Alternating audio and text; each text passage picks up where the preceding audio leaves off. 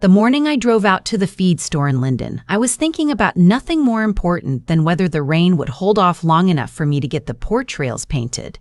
67 years old, and I still cannot resist a project that needs doing before winter. I had my truck loaded with a sack of layer pellets for the chickens and a length of stovepipe I had been meaning to replace since September. The radio was playing some old Patsy Cline song, and I remember thinking that I was tired in that good way a person gets when life has settled into something quiet. My phone rang as I was pulling onto the county road. It was an unknown number, which I usually let go to voicemail, but something made me answer. A man's voice, older, gravel in it. He said he was calling from a gas station out past Cooper's Ridge, and he had a young woman in his back seat who said her name was Hadley, and she had given him my number because she could not remember anyone else's. I pulled the truck onto the shoulder. My hands went cold. Hadley is my granddaughter. She is 26 years old, 8 months pregnant, and she lives, or she was supposed to live, 3 hours north of me with her husband on his family's vineyard. I told the man not to move. I told him I was coming. I asked him to please tell me she was breathing. He said yes, but barely. I do not remember the drive out to Cooper's Ridge. I remember the steering wheel under my hands and the way my chest felt like somebody had put a fist in it and was squeezing. I remember praying out loud, which I had not done in earnest since my husband died 11 years ago. I prayed the way you pray when you are not sure anyone is listening, but you are too desperate to stop. The gas station sat at the bend of a road I had not driven in 20 years. The man was an old logger, leathery as a saddle, and he stood by his pickup truck with his cap in his hands like he was at a funeral already. He pointed to the back seat. Hadley was wrapped in a wool blanket that smelled of dog and pine sap. Her face was the color of dishwater. There was blood on her shirt, just below her ribs, and her lip was split where something or someone had struck her. Her belly, that round, beautiful belly I had been knitting blankets for since June, was still moving. Just barely. The baby was alive. I climbed in beside her. I put my hand on her cheek and said her name, the way I used to say it when she was 4 and afraid of thunder. Her eyes opened. They were not all the way there. She looked at me and her mouth moved, and I had to lean down close to hear her. "Grandma," she whispered. "His mother. She did this. She said the baby was theirs, not mine. I have heard a lot of things in my life. I buried a husband. I buried a son in Iraq. I buried my own mother in the same week I lost a breast to cancer. I thought I had heard everything a heart could hear. But that sentence from that girl in that back seat did something to me I cannot quite name. It was like a door opened inside my chest and the cold wind came rushing out. I asked the logger to drive ahead of me to the small clinic, 2 towns over. I knew the doctor there. He had pulled my own son out of a wrecked combine when the boy was 16, and he had kept his mouth shut about the moonshine. Still, I used to run with my brother in our wild years. He would help me, and he would not ask the kinds of questions that put a girl on the news before her family is ready. In the truck, holding Hadley's hand, I called my brother. My brother is Rowan, and he is 72 years old, and he was a sheriff's deputy in 3 different counties before he retired to raise bees and read books about the Civil War. He picked up on the second ring. I said, "Rowan, it is bad. It is our girl. We need to go to the cellar. The cellar is what we called it growing up. It was what our father called it when he meant the trouble was the kind that needed planning, not yelling. Our daddy taught us that when something terrible happens, you do not run at it screaming. You sit down in the cellar of your own mind and you think and you wait and you do the thing right." Rowan did not ask questions. He said, "I am on my way to your place. I will bring what we need." The doctor met us at the back door of the clinic. His name is not important here, but he was the kind of country doctor who can deliver a calf and stitch a knife wound and tell you whether your soil is sour all before lunch. He took one look at Hadley and called for his nurse and shut the front door of the clinic and put a closed sign on it. He worked on her for 2 hours. The baby's heartbeat held. The bullet, because that is what it was, had gone through the soft part of her side without hitting anything vital. Whoever shot her had not meant to kill her cleanly. They had meant to leave her to bleed out in the woods. That is what she told me an hour later when the painkillers had loosened her enough to speak, but not yet enough to sleep. Her husband's mother had driven her out to a hunting cabin on the back end of their property on the pretext of showing her a nursery that had been set up there for the baby. There had been no nursery. There had been the woman, and there had been a man Hadley did not recognize, and there had been an argument, and then there had been a gun. They had told Hadley that the baby would be raised by its grandparents, that Hadley was unfit, that her family was trash and her blood was thin, and her child deserved better. Then the man had shot her. She had played dead. My granddaughter, 8 months pregnant, had laid in the leaves and held her breath and listened to them talk about where to dump her body. Then she had crawled. She had crawled 3/4 of a mile through brambles and creek beds until she reached the logging road, and the old man with the cap in his hands had found her. I sat on a folding stool next to her bed and I did not cry. I am not a crier.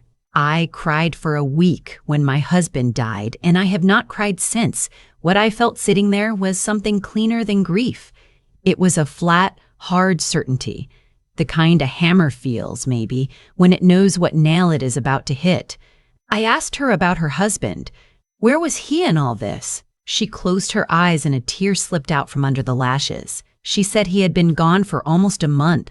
His mother had told everyone he was on a wine-buying trip in California, but Hadley had started to suspect something was wrong. Phone calls were not going through. Emails got bounced back. The accounts she shared with him had been frozen. His mother kept saying he had asked for space, that the pregnancy had made him doubt himself, that he needed time. Hadley had begun to believe that her husband might be dead too, or locked up somewhere, or worse, she did not know. I asked her his mother's name, even though I knew it. I needed to hear her say it. She said it. I will not say it here yet. Names have power, and that name has cost me enough already. I left her sleeping. I left the doctor and his nurse standing guard. I drove home in the truck under a sky that had finally decided to rain, and I let the wiper slap out a rhythm, and I thought. By the time I got back to my place, Rowan was sitting on my porch. He had a duffel bag at his feet, and our father's old service revolver on the table beside him, and 2 cups of coffee already poured. The chickens were complaining about the rain. The dog, my old yellow shepherd, was leaning against my brother's knee like she had always known him, which she had. I sat down. I told him everything, the whole crawl, the whole story, the mother-in-law and the missing husband and the man with the gun who was still out there somewhere. Rowan listened the way our father used to listen, with his whole face. When I finished, he was quiet for a minute and then he said, "This is not a thing for the local sheriff. Not yet." I asked him why not. He said, "Because that family has money, and money in a small county means the first phone call goes the wrong way. They will say she fell. They will say she ran off with another man. They will say she was unstable and they were trying to help her. And a doctor on a payroll somewhere will sign a paper that says she is exactly the kind of woman a baby needs saving from. If we go in loud, we lose her, and we lose that baby." I knew he was right. I had grown up in a county like that. So had he. I asked him what we do. He said, "We do what Daddy taught us. We listen first. We learn the shape of it. We find out where the husband is, dead or alive. We find out who the man with the gun is. We find out what the mother-in-law actually wants, because nobody shoots a pregnant girl and lets her crawl just because she does not like her bloodline. There's more underneath. There always is. And then, when we know the whole shape, we move on at once, and we move on it right." I poured a slug of bourbon into both our coffees. It was not yet noon. I did not care. The next 3 weeks are not a time I will be able to lay out in clean order. They were a fog of phone calls and back roads and old favors called in. Hadley stayed at the clinic for 4 days, and then I moved her to my farmhouse, into the back bedroom where her father had grown up. The baby was holding strong. The doctor came out every other day to check on her. He brought us groceries that he charged to his own account, so there would be no record at the local store of how many people I was suddenly feeding. Rowan slept on the couch. He kept the revolver in a drawer in the kitchen and a shotgun by the back door, and he made me practice with both, even though I had been shooting since I was 8 years old. He said, "You might be rusty in ways you do not know about. Be sure." So, I was sure. We went to work in the cellar of our minds. The first thing we learned was that Hadley's husband, my grandson-in-law, was alive. He was alive, and he was in a private rehabilitation facility in the next state, where his mother had checked him in under a false diagnosis of bipolar disorder 6 weeks before. She had used a power of attorney that she had pressured him into signing during a winery audit, telling him it was a tax document. She had been quietly draining his trust fund into accounts she controlled. The vineyard, the house, the inheritance that was supposed to come to him, and Hadley and the baby, all of it was being redirected to the mother-in-law and to a brother of hers we had not even known existed. The brother, it turned out, was a man with a history. He had done time for assault and for insurance fraud. He was the man with the gun. Rowan found him through a retired colleague in the state police. The colleague did not ask why my brother was asking. The colleague had owed my brother a debt for 30 years since the night Rowan had pulled him out of an overturned cruiser and not put it on a report. The second thing we learned was that the mother-in-law had been doing this kind of thing for longer than just this year. There had been a first wife before Hadley. The first wife had died in a car accident on a winding road alone a year into the marriage. There had been a baby on the way then, too, although the family had kept it very quiet. The insurance settlement on that first wife had been substantial. So had the settlement on a brother of the husband's, who had died of an overdose 3 years before that. Each death had funneled money upward toward the mother-in-law. Each death had been ruled an accident. Each one had a small detail in the police report that did not quite sit right, the kind of detail a sheriff in a rich county learns to overlook. We were not the first family this had happened to. We were just the first family that had a granddaughter who could crawl. The third thing we learned was the most important. The mother-in-law had a son she loved, and she did not love any of the others. The son she loved was not Hadley's husband. The son she loved was a half-brother, much younger, the child of a second marriage she had never publicly acknowledged. He lived under a different last name in a different city, and he was the one she intended to leave everything to. The whole machine of her life had been built to funnel money out of the family she had married into and pass it along to a boy nobody on the vineyard had ever heard of. Hadley's baby was not a grandchild she wanted. Hadley's baby was a competing heir. When Rowan laid all of this out on my kitchen table, on a piece of butcher paper covered in his careful pencil notes, I sat back in my chair and I felt something settle in me. Not peace. Not satisfaction, just clarity. The shape of it, the way our daddy used to say. Once you knew the shape, you knew where to cut. Hadley listened too. We had been careful about how much to tell her, while her body was still mending and her mind was still skittish. But she was tougher than I had remembered. She had crawled 3/4 of a mile with a bullet in her. By the time we showed her the butcher paper, she was sitting up and eating real meals, and her color was coming back, and the baby was kicking like a mule. She read every word. She asked questions a lawyer would have asked. When she was done, she looked at me, and her eyes were her mother's eyes, the same long brown eyes my own daughter-in-law had had before the cancer took her when Hadley was 11. Hadley said, "Grandma, I want him out of there first. I want my husband out before we do anything else." I told her that was exactly what we were going to do. Getting him out was the trickiest part. The facility was private and well-guarded, and a power of attorney, even a fraudulent one, has the weight of law until you can prove it is fraudulent. We could not just walk in. What we did was, we used the doctor, our country doctor, called a colleague of his who worked in psychiatric review. He sent a request on official letterhead for an independent second opinion on the patient, citing concerns raised by a family member. Hadley signed the family member request as the legal spouse. The facility could not legally refuse a spousal request for independent review. They tried with lawyers, but the doctor's colleague had pulled the relevant statute and quoted it back at them, and within 10 days, a state-appointed psychiatrist was admitted to the facility and was sitting with my granddaughter's husband for a 2-hour evaluation. He was found to be completely lucid. He was found to have been medicated against his will. He was found to be a victim of an obvious and provable abuse of power of attorney. He was released into Hadley's care 8 days later. He came to my farmhouse in a hired car, 20 pounds lighter than he should have been, his hands shaking, his eyes hollow in a way I have only seen in men coming home from war. When he saw Hadley, when he saw her belly, he sat down on my kitchen floor and he wept. He had thought she was dead. His mother had told him, in one of the rare lucid moments they had allowed him, that Hadley had lost the baby and left him and run off to Mexico with a man from the winery. Hadley got down on the floor with him. She was 8.5 months along by then, and getting down was no small operation, but she did it. She put her arms around him and she said, I am here, and our boy is here, and we are going to be all right. That was the night Rowan and I sat on the porch with the dog and the bourbon, and we decided how the rest would go.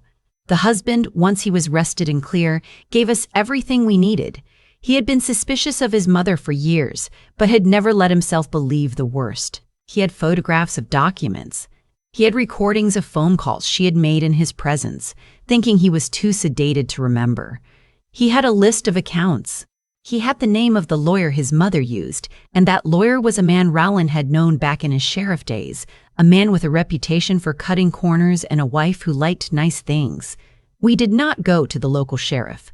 We did not go to the county. We took everything, every document, every recording, every piece of butcher paper to a field office of the FBI 300 miles away, in a city where the mother-in-law had no friends and no leverage. Rowan made the introduction through an old colleague. The agent who took our meeting was a woman in her 40s who listened to the whole thing without interrupting once, and at the end she said, "Ma'am, I have been waiting for a case like this for about 10 years. Tell me what you need." What we needed was timing. We needed the arrest to happen on a day when the mother-in-law and her brother were both in one place, with no warning and no chance to destroy records. We needed Hadley's husband to be safe, with documentation already on file, before any of it began. We needed Hadley and the baby protected. The arrest happened on a Tuesday in November, 3 days before Hadley was due.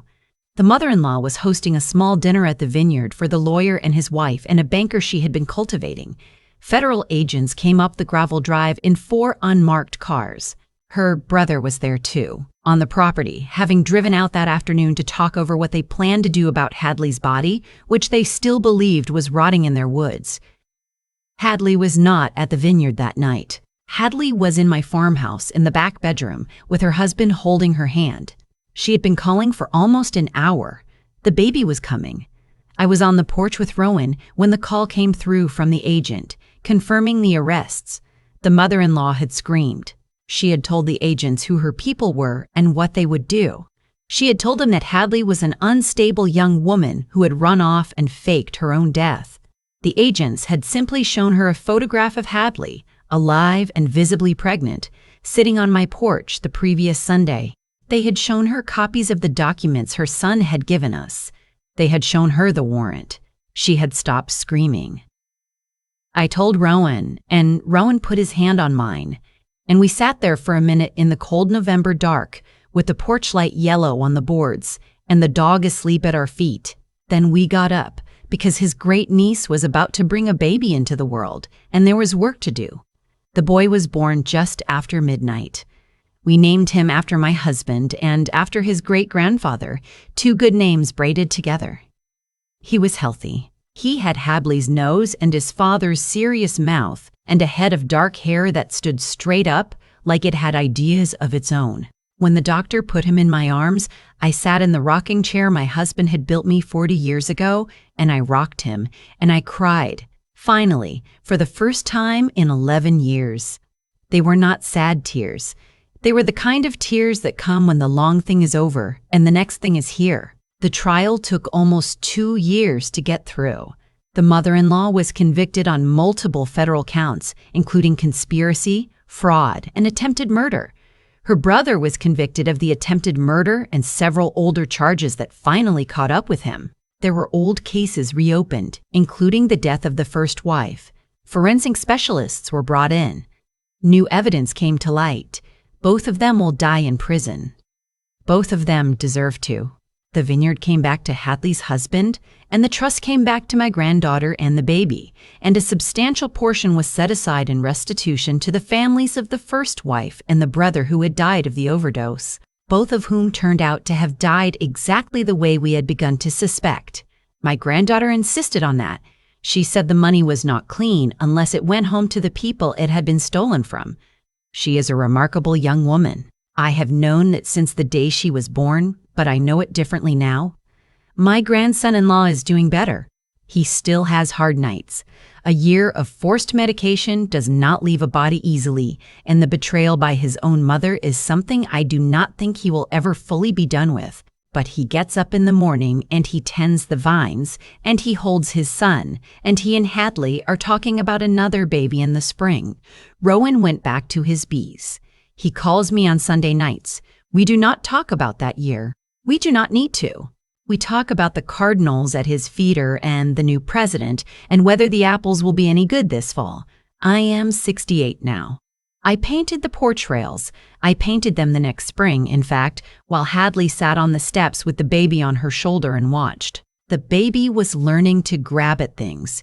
He grabbed at the paintbrush. He got white paint on his hand and on Hadley's shirt and on the dog's tail. We laughed about it for a week. People ask me sometimes, when this story comes up in private, whether I ever feel sorry, whether I ever feel guilty about the way it went, about the years that woman will spend in a federal prison, about her brother dying there, about the careful, quiet, deliberate way my brother and I went about taking them apart. I do not feel sorry. I do not feel guilty. What I feel when I think about it is the same thing I felt sitting on that folding stool in the doctor's clinic with my granddaughter half dead beside me. A flat, hard certainty, the kind a hammer feels. My father taught us, my brother and me, that you do not run at terrible things screaming. You go down into the cellar of your mind and you think. You learn the shape of it. You wait. And then, when you know, you move once and you move right. That is what we did. That is what he taught us. That is what the women in my family, and the men too, have always done, for as long as anyone has been keeping count. And the baby is sleeping in the next room as I write this, 3 years old and stubborn and beautiful. And his mother is humming in the kitchen, and the rain is coming down on the porch rails I painted, and the apples this year are going to be good. That is enough. That is more than enough. That is everything. I am sitting on my porch as I write this last part, with the rain coming down soft on the rails I painted, and I have been thinking about why any of it happened the way it did. I do not believe in luck, not really. I believe in shape. I believe that every terrible thing a person does leaves a shape behind it, and if you are quiet enough and patient enough, you can read that shape and know what is coming next.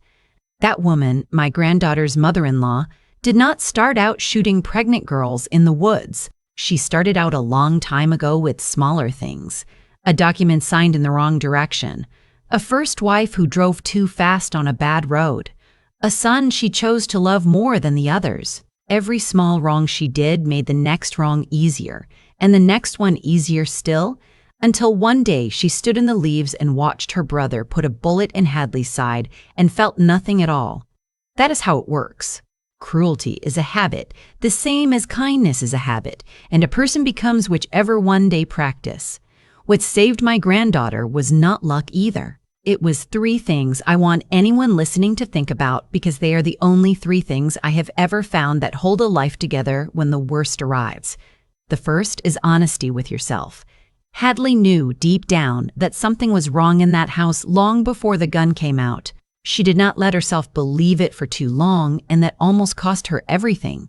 But in the end, she trusted her own gut enough to give a strange old logger my phone number. Trust your own knowing. It is older than you are, and it is rarely wrong. The second is the people you keep close. My brother Rowan came to my porch the same afternoon I called him, and he did not ask me to prove anything. 40 years of trust answered the phone before he did. Build that kind of bench around yourself, slowly, all your life, with people who will show up without making you beg. You do not need many, you need a few who are real. The third is patience. Our father used to call it the cellar, and what he meant was that the world tells you to react fast and loud, and the world is wrong. The strong move is almost always the quiet one. Learn the shape of the trouble before you swing at it. Wait for the right day. Move once and move right. That is how a 67-year-old woman with bad knees and a yellow dog can take apart a family of crooks who thought they had already won. The baby is sleeping in the next room. He is 3 years old and his mother is humming. And somewhere out beyond the apples in the chicken yard, 2 people who tried to erase my family are sitting in cells they earned a long time before they ever met us. That is not revenge. That is just the shape, finally, working itself out the way it was always going to. That, I think, is the whole lesson I have to give.